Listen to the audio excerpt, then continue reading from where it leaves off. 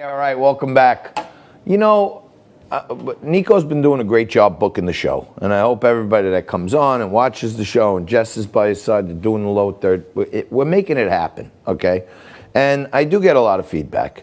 And a lot of the feedback is that people enjoy when Frank and I just banter between ourselves. So I've asked Nico to amend our schedule so that there's at least a couple of segments every day where it's just Frank and I, like right now, when it's just me and Frankie talking about the news of the day for the next 8 minutes.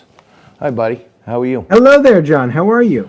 What's going on? Is there any special birthdays today? Is there any special, we celebrating anything today? What's today all about, Frank? You're good at this.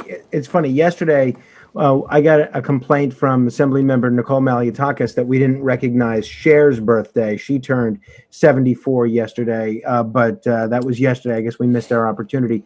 Wait, but on that note, I was listening to you, and you can hear Frankie every single day from 6 to 10 a.m. on the Joe Piscopo show on AM 970 The Answer in New York, and I did catch Nicole Malliotakis in a very truthful statement on the Joe Piscopo show this morning with you guys when she recognized that Cher's birthday had just passed, and she said, I don't know how old Cher is, but she still looks better than me.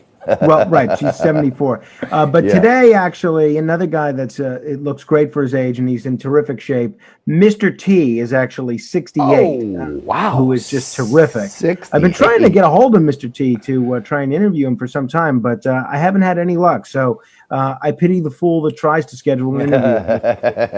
And former senator and I've former been looking Saturday... to pick a fight with him for years for taking my nickname.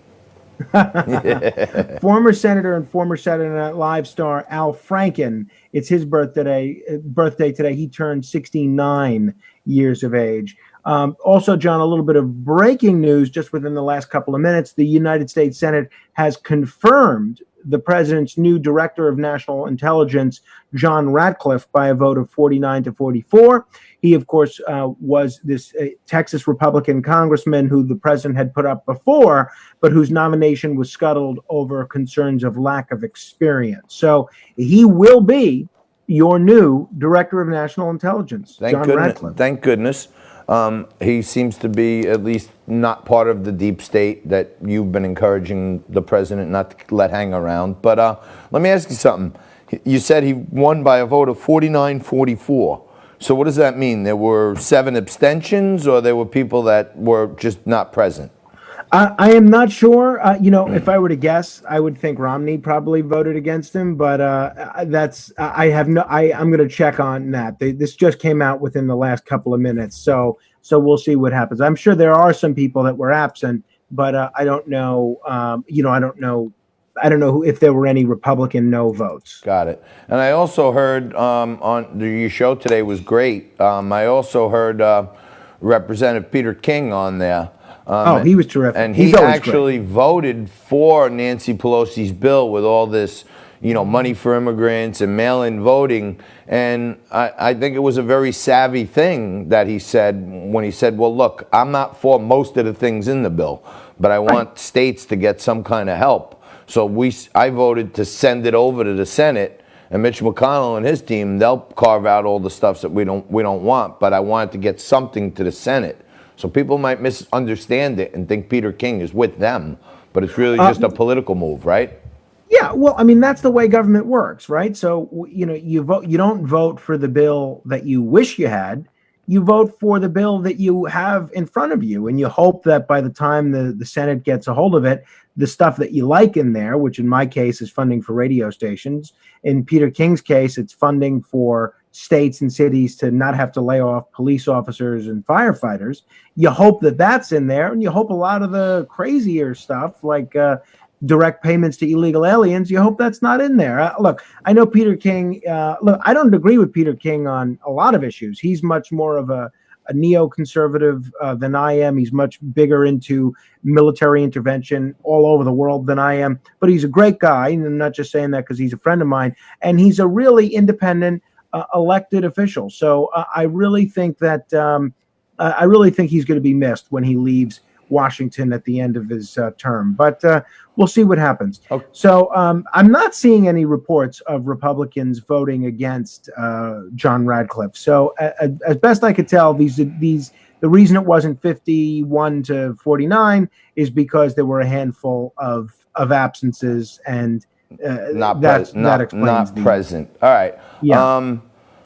Just to stay ahead of the times, have you shared the link to today's Facebook, you personally? I have, John. I have, absolutely. I'm glad to see what your priorities are. The other piece of news that I'm finding a little disturbing, as somebody that voted for Donald Trump in part because I wanted better relations with Russia, is the president apparently is pulling out of a treaty that we have with Russia.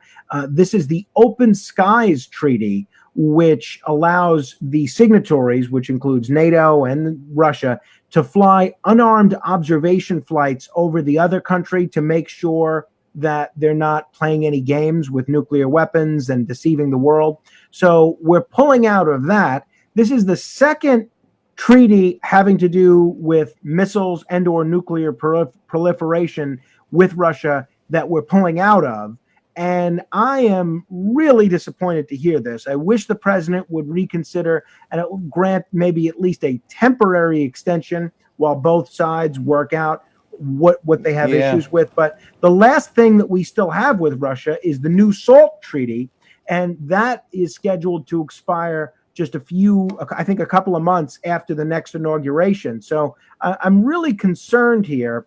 I, as someone that voted for Trump with the hope we'd have better and warmer relations with Russia, I'm really concerned that we are now closer to war with Russia now than at any point since the Cuban Missile Crisis. No doubt about it. And it's almost like they pressed the president so much to prove that he's not a Russian agent, that some of these moves he has to do to prove it.